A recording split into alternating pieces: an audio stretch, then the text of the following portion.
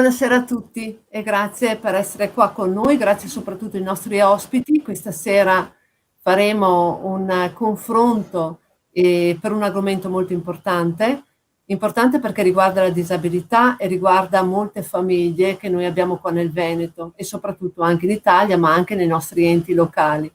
Noi stiamo per approvare in Regione una proposta di legge che è la numero 29.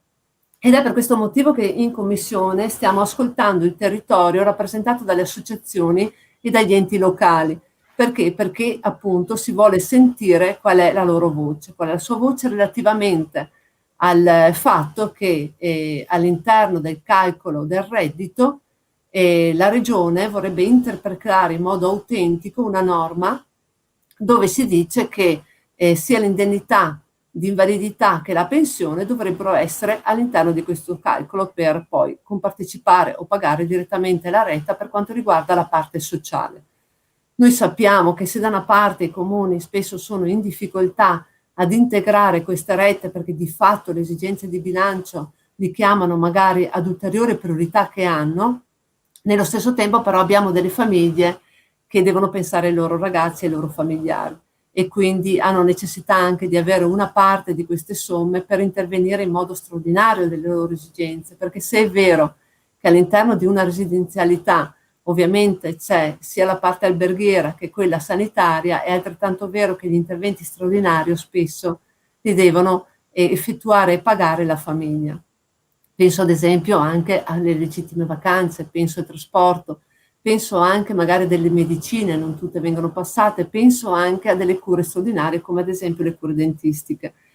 Ma non solo, penso al dopo di noi. Tante famiglie pensano ovviamente al dopo per i loro ragazzi, per i loro familiari e quindi il diritto e il dovere di accantonare loro delle somme in modo tale che la loro vita sia non solo dignitosa, ma che sia inclusiva all'interno di una società. Raccontava in un'audizione una mamma che ho ascoltato e che tutti ovviamente hanno ben interpretato, mi auguro, anche poi nella formazione di quella che sarà la normativa, che diceva io il mio ragazzo lo vado tutti i giorni a prendere nella sede, lo porto al bar perché ha bisogno di vedere, vuole capire e vuole soprattutto stare con la gente.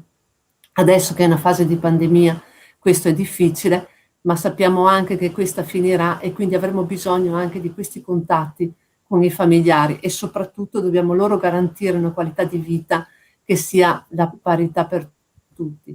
Guardate, noi dobbiamo cambiare proprio il metodo di vedere la disabilità, non deve essere una prestazione singola per servizi. Noi dobbiamo pensare a una parità di diritti e di uguaglianza, solo così troveremo le risorse. Io chiederò ovviamente alla Regione che si faccia parte attiva per intervenire in conferenza Stato-Regione affinché il fondo della non autosufficienza venga aumentato, in modo tale da non mettere in difficoltà i comuni che vengono chiamati a intervenire spesso per integrare queste rette, ma soprattutto perché non abbandoniamo e non abbandonino queste famiglie che hanno i loro familiari all'interno di queste case e che hanno bisogno di accantonare per loro determinate somme. E io saluto gli ospiti che abbiamo questa sera, di cui faremo questo confronto e ringrazio veramente per essere qua. E vi presento, abbiamo Flavio Savoldi che è rappresentante dell'associazione FISH, abbiamo due assessore di due comuni molto importanti, Nogarole Rocca e Elisa Martina, Anna Maria Sterchele per quanto riguarda San Bonifacio e poi abbiamo rappresentanza di dei familiari che è Maria Luisa Danese. Io partirei subito dando la parola a Flavio Savoldi che ringrazio di essere qua e che appunto è stato ascoltato anche in quinta commissione, Commissione Sanità, su questa proposta di legge. Grazie Flavio. Grazie a voi per l'invito. Mi sentite? Sì. A parte che le audizioni proseguono e quindi il panorama non è ancora completo in termini di conoscenza da parte di associazioni varie, ma soprattutto da parte delle conferenze dei sindaci attraverso i loro esponenti o direttamente dei sindaci o dei direttori generali delle aziende ASL. Il pensiero dell'assessore e della giunta è esplicito. Io la FISH e l'insieme delle associazioni siamo rimasti sorpresi, e sorpresi è dire poco, anche perché basterebbe sfogliare un po' di rassegna stampa sul tema e vediamo che ormai sono trascorsi più di 10 anni. Le cause le vertenze si sono ripetute negli anni. Sul territorio veronese, io parlo appunto da questo territorio, ormai sono noti perfino gli avvocati, perché ogni tanto appaiono alla ribalta delle cronache proprio per le vertenze dove i comuni soccombono rispetto ai ricorsi dei familiari. La situazione non è nuova e questo dovrebbe appunto far riflettere sul come mai per tanti anni, a parte qualche tentativo di qualche comune, per esempio mi pare quello di Rovigo, che aveva cercato di affrontare in modo diverso la situazione, tutti gli altri o gran parte comunque dei comuni si sono allineati ad un ragionamento molto semplice. I costi dei comuni sono notevoli, lo ribadisce nell'anno del Signore 2021 anche l'assessore Manuela Lanzarini. Non è la prima volta, ma si dimentica di dire che sono stati di fatto ridotti i contributi ai comuni relativi appunto alle politiche sociali e sociosanitarie, fra cui ovviamente rientra la questione della residenzialità del mondo anziano e della disabilità. Noi abbiamo espresso quindi innanzitutto lo stupore, direi la mancanza, l'abbiamo definita la mancanza di ratio appunto rispetto all'argomento e rispetto alla scelta al tempo. Tutti i nostri interventi sono dedicati alla questione del Covid-19 e delle tragedie, no, che nel 2020 e in questo inizio del 2021 stiamo continuamente vivendo. Vere e proprie tragedie, una moltitudine di decessi, no? E di fronte ad una situazione di questo tipo, con le difficoltà che conosciamo da tempo, la questione residenziale non è da adesso che presenta all'universo mondo una serie di problemi che non sono mai stati decentemente affrontati. Per cui, qual è la ragione, anche se viene detta ovviamente, qual è la ragione che improvvisamente determina sullo scenario della politica regionale la questione residenziale con l'autentica interpretazione, così come è stata definita dall'assessore alla sanità e al sociale. L'autentica interpretazione, intanto c'è anche un po' di presunzione nel proporsi come autentici interpretatori di una materia così complessa. Sul sito della FISH, oggi trovate anche nazionale, trovate anche qualche cosa proprio in merito al problema dell'indicatore della situazione economica e delle provvidenze, chiamiamole così, previdenziali, assistenziali o meno, che dovrebbero, a seconda delle interpretazioni, appunto entrare nel calcolo dell'indicatore della situazione economica. Quindi la scelta deve avere una qualche ragione, perché è un problema appunto che non nasce dall'altro giorno. È stato affrontato in tutti questi anni con decine e decine di vertenze, con sentenze che si sono succedute. Tra l'altro, forse a Verona dovremmo anche riflettere, visto che oltre alle sentenze di cui parliamo in tema di residenzialità, l'anno scorso c'è stata una ulteriore sentenza del Consiglio di Stato, proprio agli inizi, il 2 gennaio, mi pare, del 2020, relativamente all'impedimento di frequenza del centro diurno da parte di un giovane persona, di un giovane uomo con disabilità. Veniva negato l'accesso alla frequenza del centro diurno per tutta la settimana e la famiglia ha fatto un ricorso. Il ricorso l'aveva perso al TAR e il ricorso al Consiglio di Stato ha ribaltato la questione. Il Consiglio di Stato ha dato pienamente ragione alla famiglia ricorrente e vi invito a leggere la sentenza perché è una di quelle sentenze che fanno testo e storia, proprio per come viene illustrata la situazione e per come vengono ribaditi i principi che oggi sono, come dire, patrimonio comune, direi. Forse non di tanti sindaci, credo sia giusto dirlo esplicitamente, anzi, eventualmente quello che manca proprio in maniera precisa è l'opinione dei sindaci. Cioè, in tutti questi anni i sindaci che sono a diretto contatto con le famiglie del loro territorio, con coloro che sono costretti ad integrare le rette, o comunque, o eventualmente a ricorrere perché ritengono eccessive le richieste avanzate. Ecco, i sindaci come si comportano di fronte ai propri cittadini? O meglio, gli assessori, perché rimanendo sul territorio veronese e nel comune più grande per eccellenza, quindi il comune di Verona, i regolamenti sono anche tutto sommato abbastanza recenti e i regolamenti sono, come dire, coniugabili con l'assessorato ai servizi sociali del comune di Verona, che ha una propria direzione, la cui direzione è da lungo tempo a conoscenza dei problemi e lo affronta modificando in parte leggermente i regolamenti, magari relativi all'entità del borsellino così definito, cioè la parte di soldi che deve rimanere, la parte di euro che deve rimanere all'utente che usufruisce del servizio residenziale. È una lunghissima premessa, mi rendo conto, ma cerco di essere breve e di arrivare al dunque adesso. Il problema non è solo la questione così come è stata posta dalla Giunta. È un problema molto più ampio. Noi abbiamo evidenziato oltretutto la contraddittorietà del proporsi come autentici interpretatori da una parte e allo stesso tempo però sono coloro, cioè la Giunta, che non ha dato attuazione proprio alla legge sul fondo per la non autosufficienza. La legge del 2009 ed è rimasta sostanzialmente inapplicata.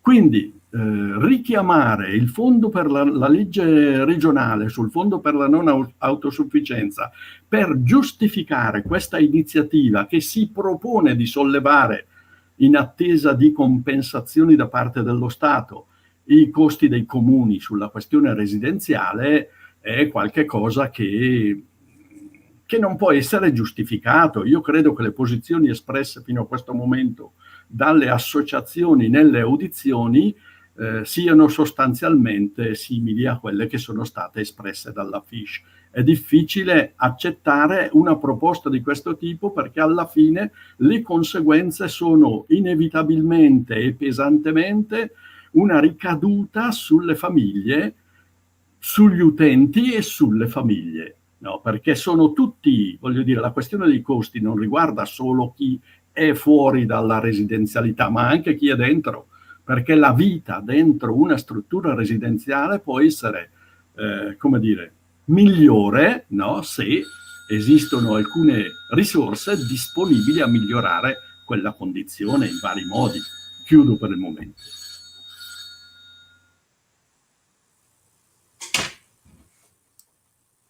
Grazie, grazie mille Flavio Savoldi. Effettivamente è così, perché la Regione pone come proposta l'interpretazione autentica di una norma, come si diceva prima, cosa che insomma non è da Regione. Sappiamo perfettamente che la Regione non può interpretare, quindi si pone anche una questione di legittimità di questa proposta. E questo è un aspetto. L'altro aspetto è quello che si diceva appunto che non è mai stato applicato quel fondo di non autosufficienza che di fatto è previsto. Allora, e prima di scaricare o quantomeno aggravare le famiglie e quindi i suoi familiari di queste quote, ovviamente la Regione dovrebbe comportarsi in un altro modo a nostro parere, però sentiamo giustamente quelle che sono le voci degli amministratori e passerei subito la parola ad Anna Maria Sterkele, che è l'assessore di San Bonifacio. Grazie Anna Maria. Sì, grazie a tutti, buonasera a tutti quanti, vi ringrazio insomma per l'invito.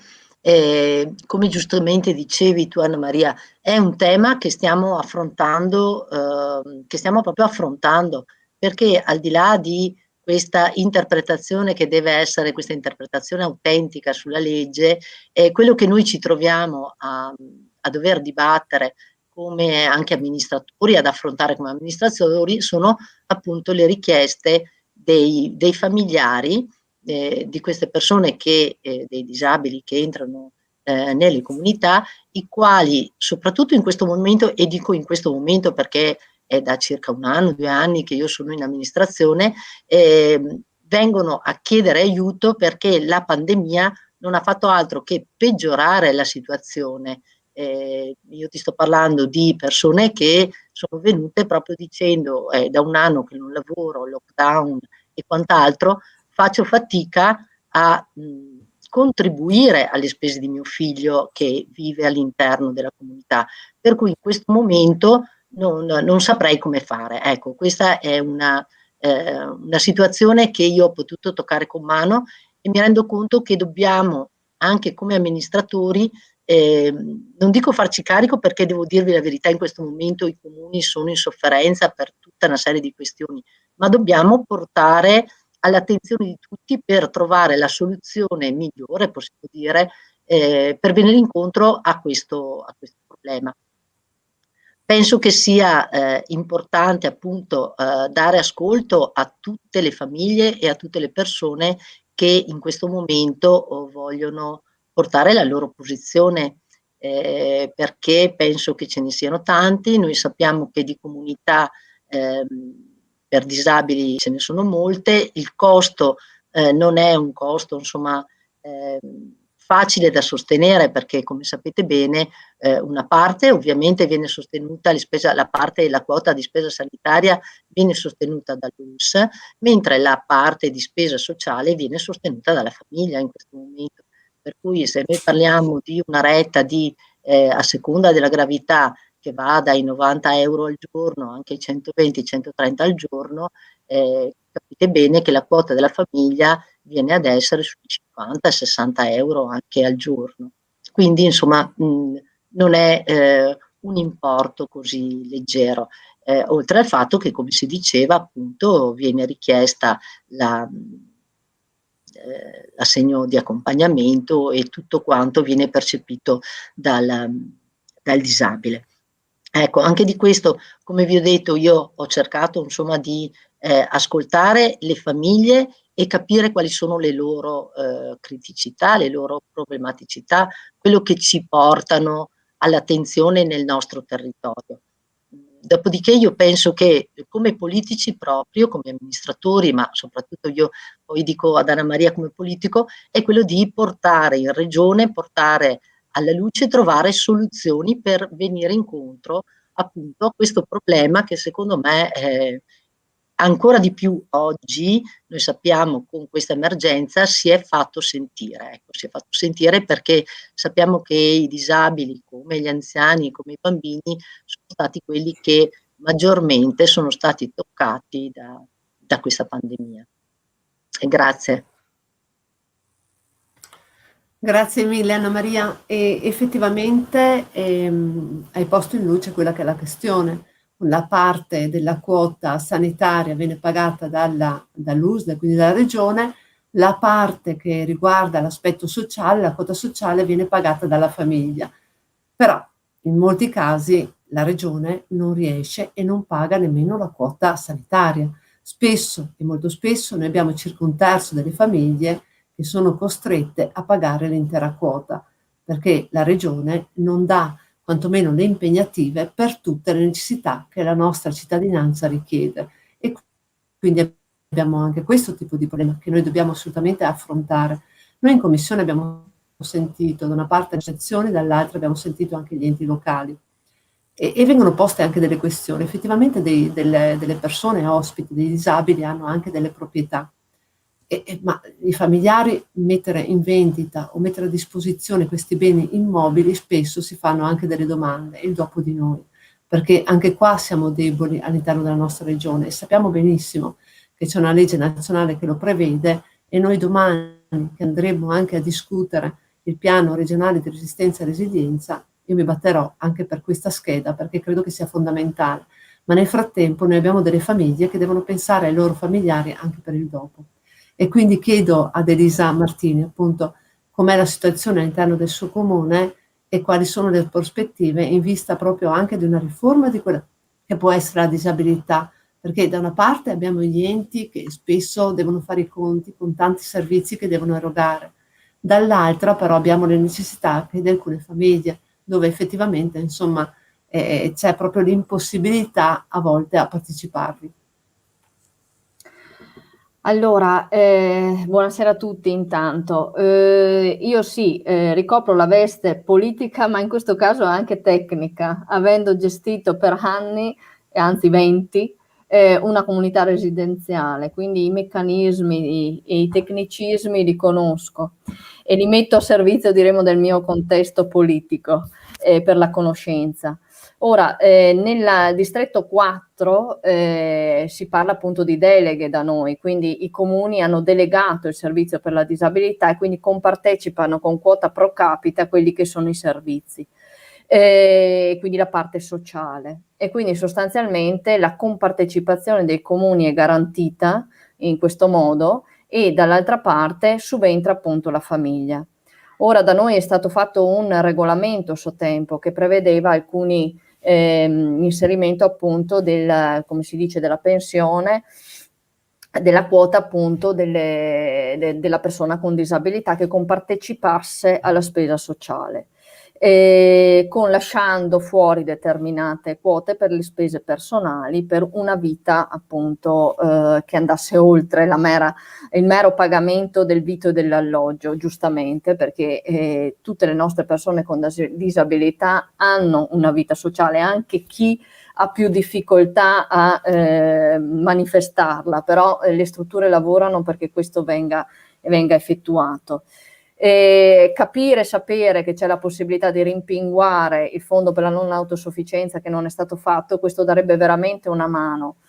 Io non sono e non lo sarò mai da politico e da tecnico per il tutto gratuito, perché non è dignitoso, in quanto la persona con disabilità è inclusiva e va inclusa in un contesto sociale in cui la propria presenza viene data anche dalla propria partecipazione attiva e lo si fa anche attraverso una parte della propria quota o della propria di ciò che gli viene dato da parte di cioè è proprio un dire ci sono anch'io. E questo io lo ritengo fondamentale, quindi io parto sempre da questo ragionamento e quindi per me il fatto che comunque ci sia una compartecipazione è dignitoso. Le persone malate non compartecipano alla spesa perché giustamente sono malate, ma le nostre persone con disabilità non lo sono, perché se gli riconosciamo una vita inclusiva all'interno di un contesto sociale che possono dare anche loro la loro compartecipazione, non possiamo considerare come concetto la gratuità a tutti i livelli. Quindi ci sta che compartecipano. Ovvio che un contesto sociale deve guardare alle difficoltà e quindi le difficoltà delle famiglie e quindi il rimpinguamento del fondo garantirebbe un sostegno maggiore. E qua sono d'accordo perfettamente. I comuni fanno veramente dei grandi sforzi, ma credo che occuparsi, un comune che si occupi delle persone in generale, del benessere delle loro persone, dei loro cittadini, sia fondamento perché un contesto, una comunità cresca, diremo in maniera positiva e con una certa finalità. Il contesto amministrativo deve tener conto soprattutto del benessere delle proprie persone. Per farlo deve investire sull'essere umano, qualunque esso sia. Per quanto riguarda il discorso appunto delle diversificazioni delle residenzialità, delle opportunità che vengono date e del cosiddetto dopo di noi. Ecco, io su qua apro una parentesi molto grande, che è questa, perché abbiamo delle zone veramente grigie, in cui non si fa un ragionamento. Allora, intanto nel piano sociosanitario che appunto che abbiamo in questi ultimi anni non si capisce bene ed è molto sottile, l'ho sempre rimarcata questa cosa, se le alternative alla residenzialità che noi conosciamo, quindi agli appartamenti protetti e così, sono sì delle grandissime idee, ma non si capisce effettivamente se siano per risparmiare, ok? Quindi c'è questo sottile disegno, oppure mi lascia sempre un qualcosa, perché nel piano sociosanitario spesso si fa il rilancio dicendo i fondi sono pochi, le cose, e quindi è una bellissima idea e va sviluppata, però ecco, va investito in questo ambito, e quindi non è che appunto si faccia tenendo conto di risparmiare, anzi al contrario, anche perché abbiamo persone con disabilità con una percentuale molto bassa, che quindi non accedono a nessun tipo di pensione di sostegno, e per accedere a questi appartamenti come fanno? Se non riescono ad entrare in un mondo del lavoro che garantisca un sostegno, come possono pensare alla loro vita autonoma? Questo è una parentesi molto grande, che sottende a delle persone che sono veramente in una zona grigia, in cui avrebbero la possibilità di entrare a far parte, ma la legge non lo consente perché magari non hanno una 104, ma nello stesso tempo non hanno i sostegni perché non riescono ad entrare nel mondo del lavoro per una disabilità lieve cognitiva. Quindi ecco, è molto ampio il discorso della residenzialità, quindi sapere che esiste la possibilità di rimpinguare il fondo andrebbe magari a sostenere anche queste situazioni. Grazie Elisa Martini. Beh, su questo non c'è alcun dubbio, io credo che l'obiettivo principale sia quello appunto anche di incentivare quello che è l'utilizzo, ma soprattutto rimpinguare questo fondo per la non autosufficienza e quindi mettere a disposizione quello che dovrebbe essere garantito dai LEA, e quindi il carico sociale del costo, sia per quanto riguarda l'aspetto sanitario, sia per quanto riguarda quella quota sociale alberghiera che dovrebbe essere a carico appunto delle famiglie. Ma io adesso però vorrei chiedere a Maria Luisa Danese, che appunto rappresenta i familiari dei disabili, cosa ne pensa e soprattutto quali sono le difficoltà che si vivono ogni giorno con loro. Grazie Maria Luisa. Grazie a voi per l'invito e buonasera. Allora, io vorrei dire una cosa. Allora, noi parliamo di disabili che entrano in residenzialità e magari pensiamo alla persona anziana, ma questo non è un disabile che entra in residenzialità, è una persona giovane che può avere dai 40 ai 50 anni con una lunga prospettiva di vita, e anche per la persona disabile la vita si è allungata attraverso le medicine, attraverso le cure, quindi il familiare, oltre ad aversene fatto carico per 40-50 anni, quindi ha dato una vita intera, si può dire, si sente costretto ad accedere alla residenzialità per il proprio figlio quando viene a mancare il sostegno per l'anzianità, per malattia, perché manca uno dei familiari, e quindi si sente costretto ad accedere alla residenzialità. Quindi ed è già un po' umiliante sentire il fatto di confrontare la persona disabile ad una persona molto anziana che ha i suoi ultimi anni di vita. Quindi qua entra in campo una dinamica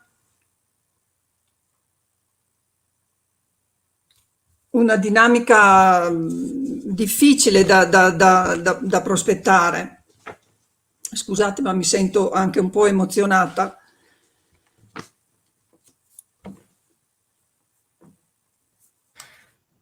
Sì, effettivamente penso che sia difficile paragonare, non c'è dubbio, anche perché spesso, vero Maria Luisa, abbiamo tanti giovani e la famiglia ovviamente non entra e se ne fa carico e ne fa cura fino all'età appunto di 30-40 anni, no? E quindi 40-45 anni. Ecco, e allora ci sono familiari esatto, e quindi c'è Maria Luisa che sono anche ultra ottantenni che ancora si fanno carico, quindi il familiare finché può mantiene in famiglia, e quindi è proprio quando si trova all'estremo di accedere alla residenzialità. E mentre si fa carico che in determinate famiglie non c'è solo una disabilità, a volte ci sono 2 disabilità, e generalmente è relativo anche alla gravità della persona. Con più una persona è grave, con più la mamma in genere deve rinunciare al lavoro, quindi c'è anche un impoverimento della famiglia a livello economico, e quindi nonostante ciò, come familiari si è propensi a pensare anche al futuro, quindi di fare anche un risparmio, perché questa persona abbia nel futuro una vita dignitosa, pur essendo in residenzialità, perché come avete detto voi, ci sono sì nella quotidianità, ma tutte le cose che vanno extra sono a carico della famiglia, e quindi se uno ha un budget, se uno ha un borsellino, un risparmio, non può essere consumato solamente in un breve tempo, bisogna tener conto dell'età e della lunga prospettiva di vita che può avere anche questa persona disabile, cure anche se va in ospedale, assistenza ospedaliera, perché no, periodi di vacanza, per tutto quel che può essere il benessere, accedere anche a delle cure abilitative, a tutto quello che viene proposto nella residenzialità, tenendo conto che mentre una persona va al centro diurno accede a delle attività abilitative ricreative. Quando una persona entra e qui è stato un periodo che si è anche contestato, quando una persona entra in residenzialità, comunque sono anche limitate tutte queste possibilità. E questo non è giusto, perché la persona disabile è disabile sempre, non è disabile solo fino che è in un centro diurno e quando entra in residenzialità cambia, magari viene limitato anche il suo progetto di vita personale. Addirittura quando una persona disabile arriva al 65° anno di età, non è più ritenuta, sembra che non sia più ritenuta disabile. Allora una persona con autismo rimane una persona con autismo fino alla fine della sua esistenza, o con altre disabilità. E questo è anche umiliante, vedere questa concezione limitata della disabilità. Bisogna fare un progredire anche nel concetto sociale di disabilità. La disabilità, noi familiari, non è che l'abbiamo cercata. La disabilità, ogni giorno nasce una persona disabile, quindi è deve entrare nella società questo concetto che tutti potremmo essere candidati alla disabilità. Ogni tanto qualcuno viene eletto, quindi dobbiamo farcene carico anche socialmente della disabilità, che a volte i familiari diciamo si sentono anche un po' colpevoli, perché colpevolizzati di essere un po' un peso, perché appunto socialmente è un costo. Invece se noi guardiamo a quanto lavoro produce, quanto welfare produce anche la disabilità, cioè forse potremmo anche cambiare visione. Se non sbaglio, molti operatori, cooperative, educatori e quant'altro lavorano nell'ambito della disabilità, quindi non è un costo in perdita. Anche la disabilità produce benessere, produce lavoro, quindi dovrebbe essere vista anche sotto un altro aspetto. l'ansia dei familiari è proprio il dopo di noi, e questa legge del dopo di noi purtroppo ha creato tante aspettative ma poche certezze, soprattutto, io ribadisco, per le persone più gravi,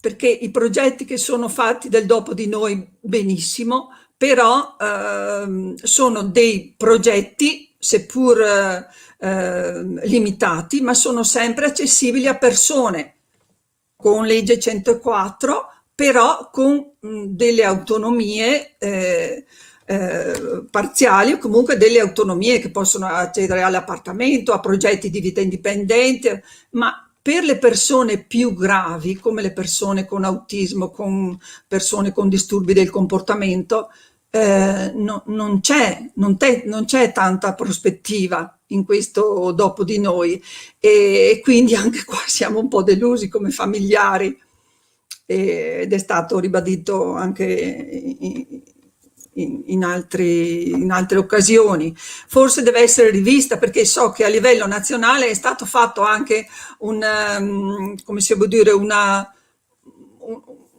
un riassunto, una visione di come è andata questa legge sul dopo di noi, e non mi pare che sia proprio ottimale. E quindi le persone più gravi sono quelle che sono... è vero che le persone più gravi sono più impegnative, lo sono state, lo sono anche per noi familiari, vero? Perché ci sono situazioni con una o due che disabilità anche gravi, quindi lascio immaginare quale può essere la vita se non ci si dà un po' di filosofia di vita. È anche difficile affrontare sempre tutte le situazioni, soprattutto anche in questa occasione di lockdown. La famiglia si è fatta carico tanto, e le persone con disabilità ne hanno risentito molto, e soprattutto le persone con autismo. Di autismo se ne parla tanto, però in concreto si agisce ancora poco. È vero. Adesso il 2 aprile sarà la giornata mondiale dell'autismo. Io auspico, e noi ci aspettiamo, che ci siano meno convegni, ma più concretezze veramente, perché anche a livello regionale ci sono linee guida che poi non sono neanche state recepite dalle ULSS, mai trasmesse agli enti gestori, e quindi non è che dell'autismo se ne voglia fare una elite, ma l'autismo è una disabilità molto grave. Adesso è saputo e risaputo, e per le persone adulte siamo ancora indietro, siamo sprovveduti, si fa ancora poco, bisogna agire, bisogna fare, e così di conseguenza sarà anche per il dopo di noi, per il dopo di noi di queste persone. La residenzialità. Allora, la residenzialità è il dopo di noi. Finché sono in residenzialità, le persone ci possono stare fino ai 65-67 anni, poi dovrebbero accedere alla casa di riposo. Ecco, noi ci siamo anche proposti nei piani di zona che sono stati fatti, che se ne discute, di trovare quella situazione intermedia per queste persone, dalla residenzialità, dove comunque pur limitatamente si prosegue con un piano, un progetto personale di abilitazione, riabilitazione, e trovare quell'intermezzo che porta avanti la persona veramente finché diventa anziana, e non accedere alla casa di riposo dove non c'è formazione, non c'è riguardo le diverse disabilità, soprattutto quelle più gravi. E da dire una cosa, noi familiari, nonostante non abbiamo nessuna formazione, nessuna informazione, specializzazione, ci facciamo carico di disabilità gravi e gravissime. Ce ne facciamo carico per un'esistenza, e sarebbe indispensabile anche per noi, perché a volte ci sono delle disabilità che vanno oltre le nostre capacità. Ce ne facciamo carico, ovviamente, però anche noi dovremmo essere sostenuti, perché sostenuti non solo economicamente, ma sostenuti anche nella formazione di certe disabilità. Grazie. E riguardo la compartecipazione, è questa la preoccupazione, che se la persona non mantiene un borsellino, come ha detto il signor Savoldi, che noi anche a fatica magari si risparmia per dare loro una vita dignitosa, di assistenza per il loro futuro, questo ci amareggia molto, ci fa dispiacere, insomma.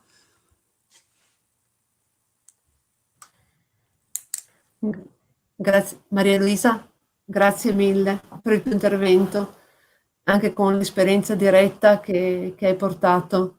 Ecco, io spero, a parte l'emozione, perché di situazioni me le vedo davanti tutte, si potrebbe scrivere un libro con tutte le esperienze che certe famiglie e familiari stanno vivendo.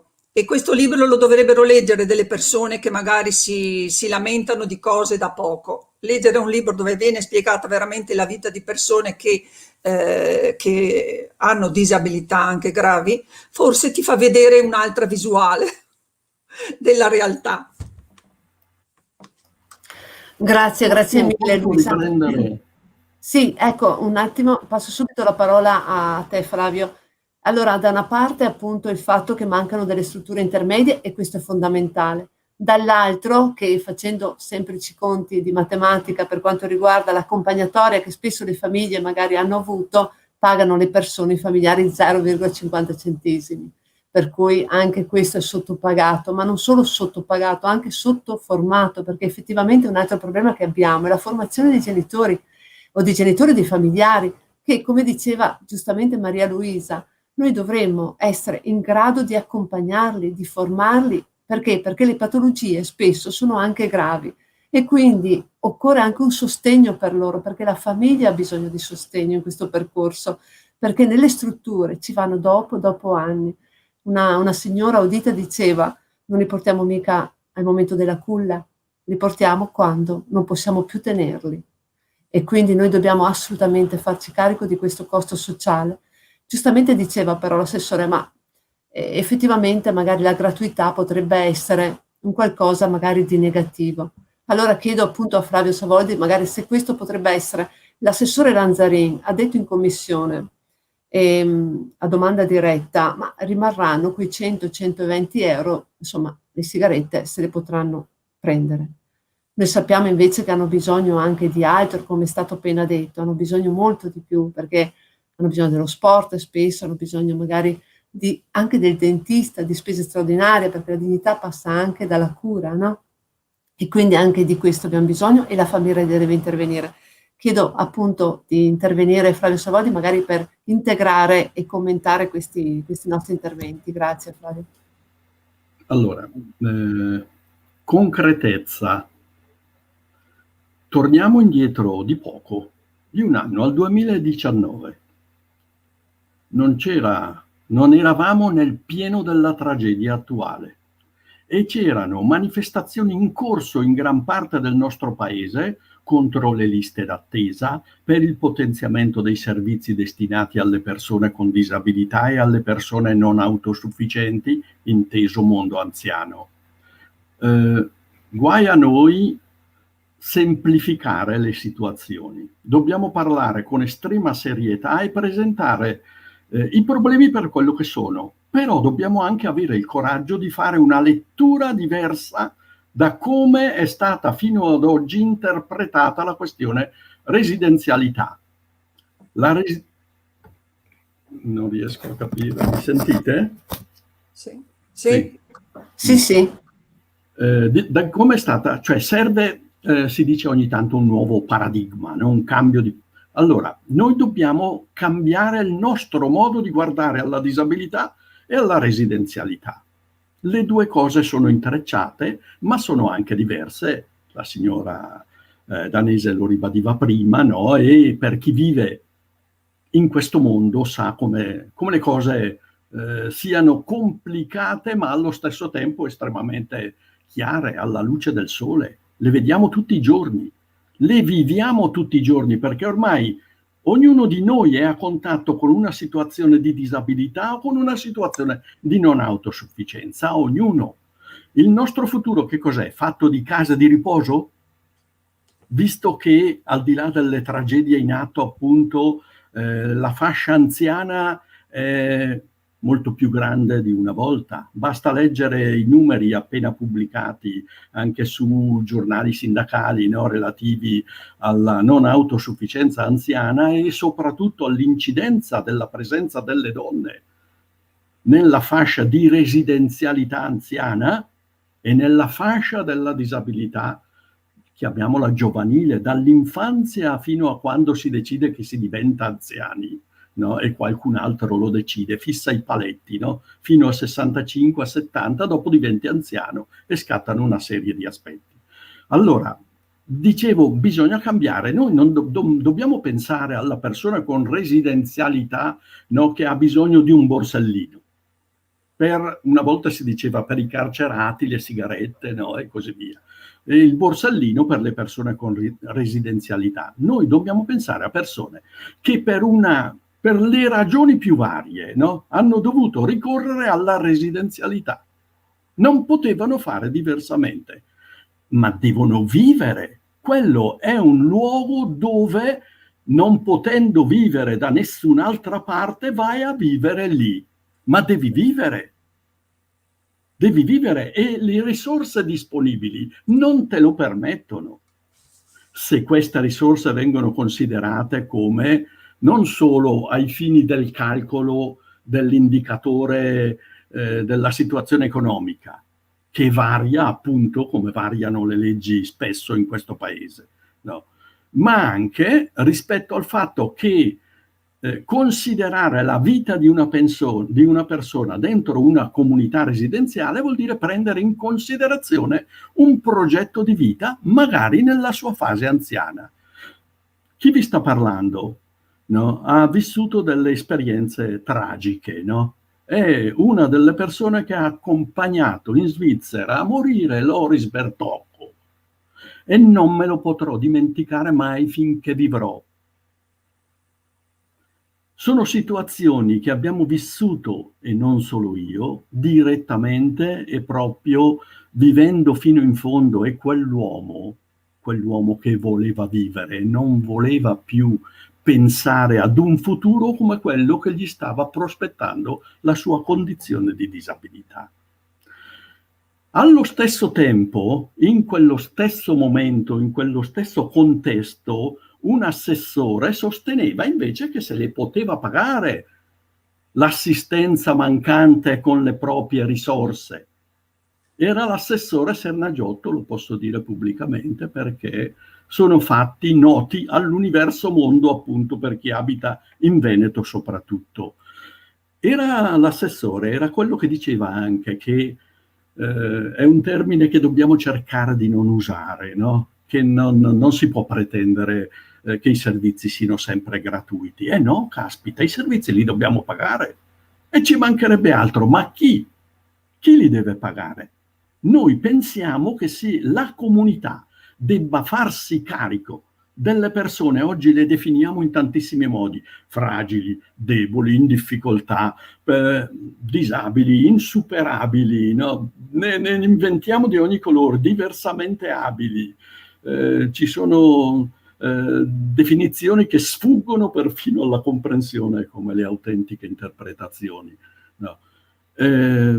Allora, bisogna pagarli questi servizi e chi li deve pagare per se stesso se non la comunità?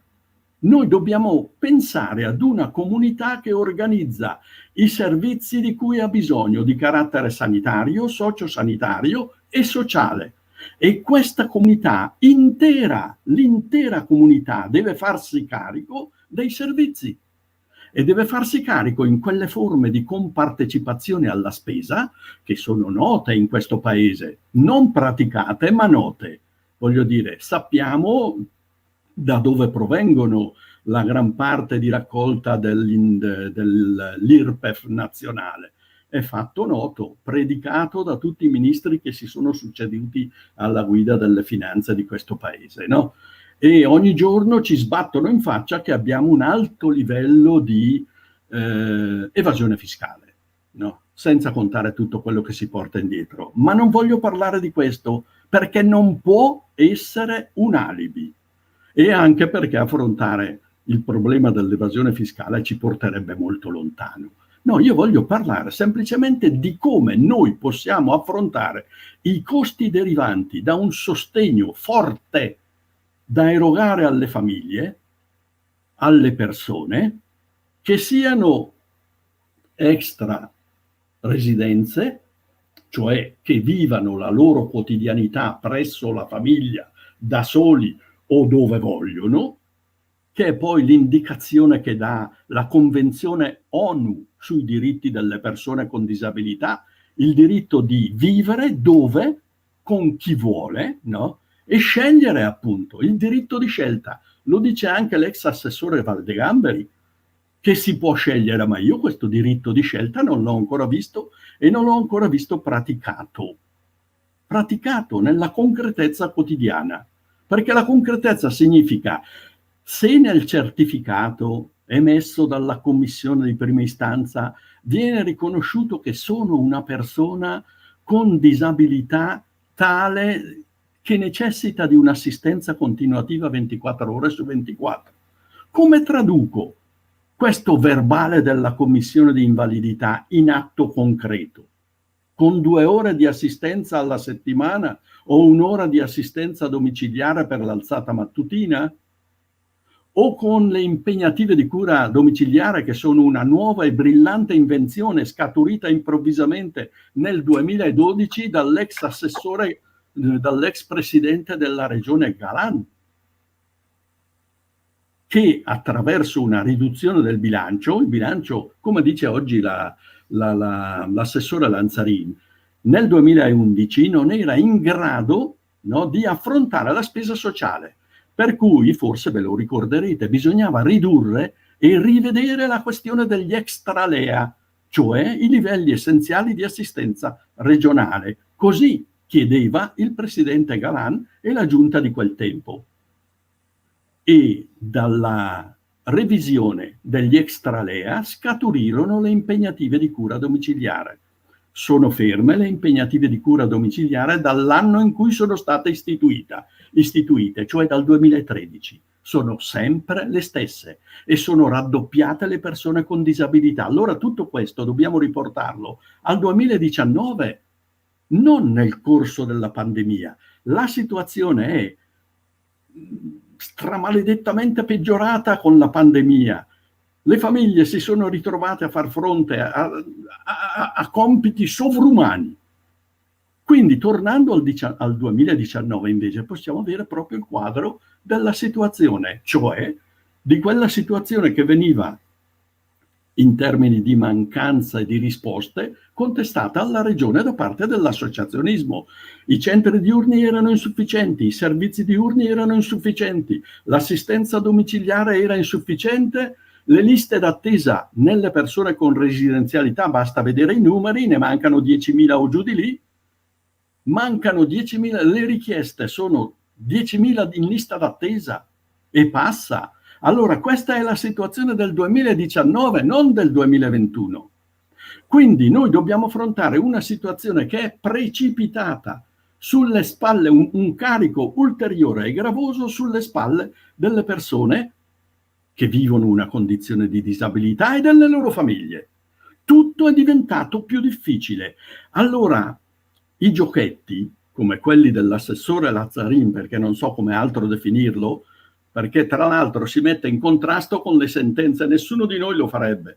Nessuno di noi direbbe che la sentenza del Consiglio di Stato è una sentenza fatta a cuor leggero, senza valutare la situazione. Sono sentenze meditate, approfondite, che prendono in considerazione la vita delle persone e delle famiglie ed esprimono il parere che la legge sull'indicatore della situazione economica non prevede che vengano conteggiati nel calcolo le provvidenze assistenziali e previdenziali perfino, no? Quindi è una questione molto precisa.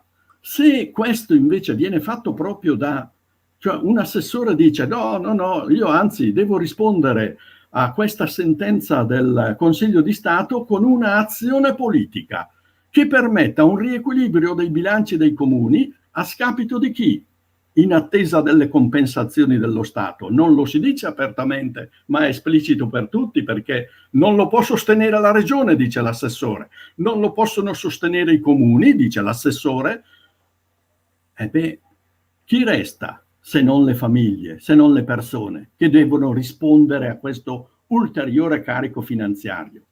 Allora io credo che si debba mettere un halt a ipotesi di questo tipo, perché non è più accettabile. Le organizzazioni sindacali avevano avuto il coraggio, dando il loro consenso alla legge nel 2009 sul fondo per la non autosufficienza, di parlare di tassa di scopo. Così dicevano. Noi siamo disponibili a concorrere, a capire come affrontare un problema di civiltà che è enorme. Noi vogliamo garantire ai nostri anziani e alle persone con disabilità appunto quella vita dignitosa di cui si parla sempre. Lo può fare una comunità consapevole che si addossa complessivamente questi costi nelle forme più appropriate, e tocca a noi scegliere le forme più appropriate. Questa è la proposta della Fish rispetto a quella mancanza di raziocinio che appare chiara nella proposta della giunta regionale, purtroppo, aggiungo. Grazie. Grazie mille Flavio Savoldi. Sì, effettivamente questa proposta va da una parte a cercare di evitare appunto le problematiche a carico dei comuni. Dall'altra però nel frattempo sappiamo perfettamente, al di là della legittimità di questa, perché io ho chiesto appunto se c'è quantomeno un parere legale che lo supporti, cosa insomma che voglio assolutamente vedere, e dall'altra parte noi abbiamo delle famiglie che hanno assolutamente la necessità di accudire nel modo migliore all'interno anche di queste residenzialità i propri cari.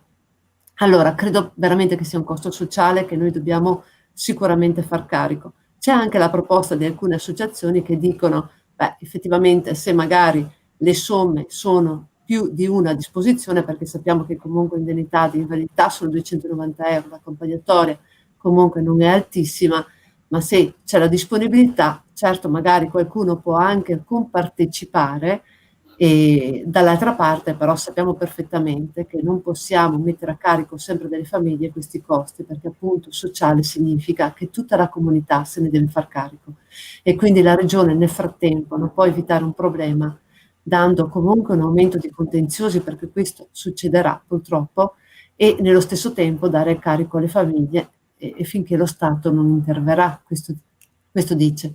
Invece dobbiamo assolutamente intervenire immediatamente per cercare di trovare le risorse idonee per far fronte a una disabilità. Che disabilità, come diceva Maria Elisa, dobbiamo assolutamente cambiarne concetto.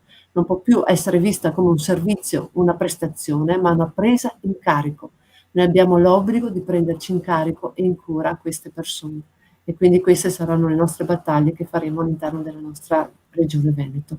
Grazie mille per aver partecipato, grazie a Elisa Martini e Anna Maria Sterker, che sono le rappresentanti di due comuni assolutamente virtuosi e che sostengono i propri cittadini con i servizi sociali.